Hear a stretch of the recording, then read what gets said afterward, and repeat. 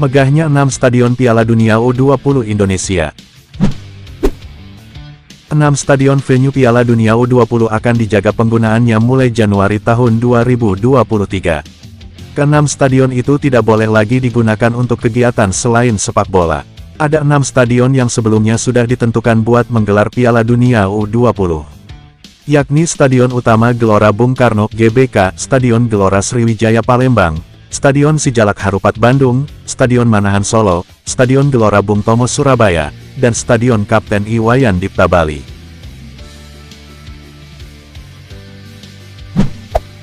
Menteri Pemuda dan Olahraga, Menpora, Zainuddin Amali menyebut 6 venue Piala Dunia U20 2023 tidak boleh lagi digunakan untuk kegiatan selain sepak bola per Januari tahun 2023. Hal itu untuk menjaga kualitas stadion.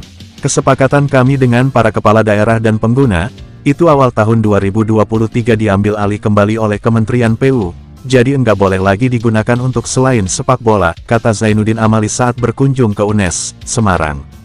Sebenarnya, Indonesia sudah siap untuk menjadi tuan rumah Piala Dunia U20 sejak tahun 2021. Namun, karena kejuaraan itu diundur, perlu dilakukan perbaikan kembali. Zainuddin Amali mencontohkan Stadion Manahan yang kerap digunakan untuk kegiatan non-sepak bola. Meski diperlukan perbaikan, namun hal itu bersifat minor.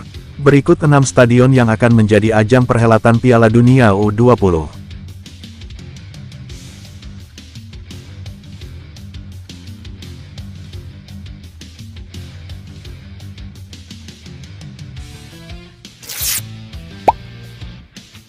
Stadion Utama Gelora Bung Karno, Jakarta.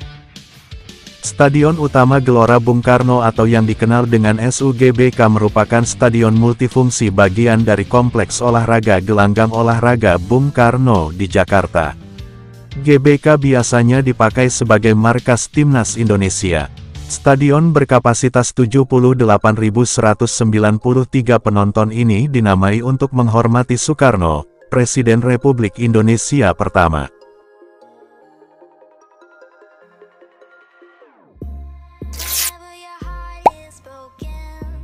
Stadion Gelora Sriwijaya Jakabaring, Palembang. Stadion yang mulai dibangun pada tanggal 1 Januari tahun 2001 ini ditujukan untuk menyelenggarakan PON 16, ketika kota Palembang ditunjuk sebagai penyelenggara pada tanggal 2 September tahun 2004. Stadion ini diberi nama berdasarkan Kemaharajaan Maritim Sriwijaya yang berpusat di Palembang. Stadion Jakabaring yang mampu menampung 25.000 penonton juga masuk rencana sebagai tuan rumah Piala Dunia U20 2023.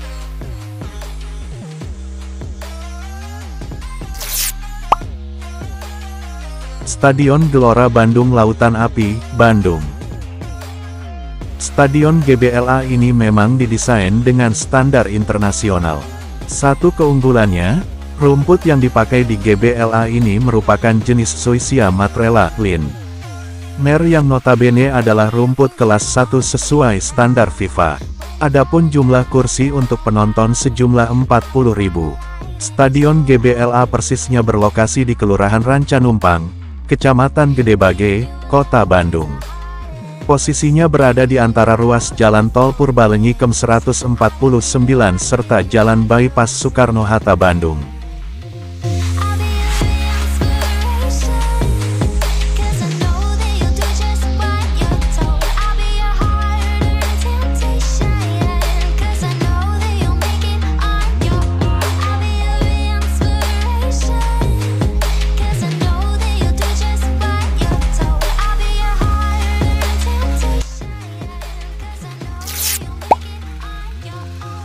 Stadion Manahan, Solo. Stadion ini memiliki kapasitas penonton sebanyak 25.000 dengan model bangku single seat yang digunakan di setiap sisi tribunnya. Stadion ini juga merupakan markas dari klub Persis Solo yang berlaga di kompetisi BRI Liga 1 2022/2023. Stadion Manahan Solo merupakan bagian dari Kompleks GOR Manahan Solo yang luasnya sekitar 170.000 meter persegi. Stadion ini terletak di antara jalan-jalan utama di kota Solo, antara lain Jalan Adi Sucipto, Jalan KS Tubun, Jalan Menteri Supeno, dan Jalan MT Haryono. Stadion Gelora Bung Tomo, Surabaya.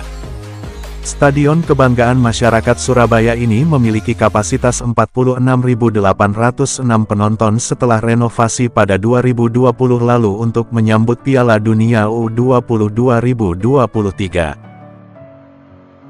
Stadion ini digunakan untuk pertandingan sepak bola dan menjadi kandang baru bagi Persebaya Surabaya, menggantikan Stadion Gelora tanggal 10 November. Stadion Kapten Iwayan Dipta, Gianyar, Bali. Stadion yang berlokasi di Desa Buruan, Kecamatan Belah Batu, Gianyar ini mengambil nama sosok pahlawan pemberani dari Gianyar. Pahlawan itu bernama Kapten Iwayan Dipta yang berasal dari Banjar Teges Kaja, Gianyar. Sejak 2015, pengelolaan stadion ini diambil alih oleh manajemen Bali United. Dengan kapasitas menampung sekitar 25.000 penonton, Stadion Kapten Iwayan Dipta juga bakal menjadi tuan rumah Piala Dunia U20.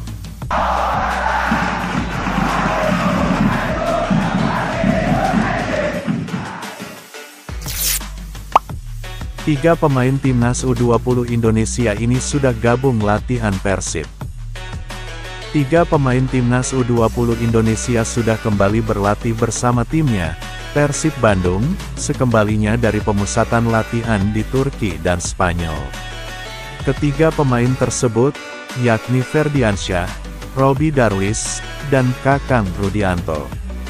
Pelatih fisik Persib Yayat Sunaria, melalui laman resmi klub, Kamis, mengatakan ketiga pemain sempat mendapatkan waktu istirahat dan berkesempatan melepas rindu dengan keluarga setelah sebulan lebih berada di luar negeri.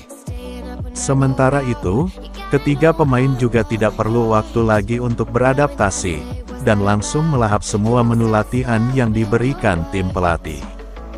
Mereka mendapatkan waktu istirahat selama 5 hari sepulangnya dari TC di luar negeri, sebelum bergabung kembali dengan latihan bersama skuad Pangeran Biru. Pada sesi latihan kali ini, Teja Paku Alam yang tak hadir karena masih perlu waktu untuk pemulihan kondisi, sedangkan David Rumakik masih berlatih terpisah di samping lapangan. Berikut nama-nama skuad Garuda Muda U20.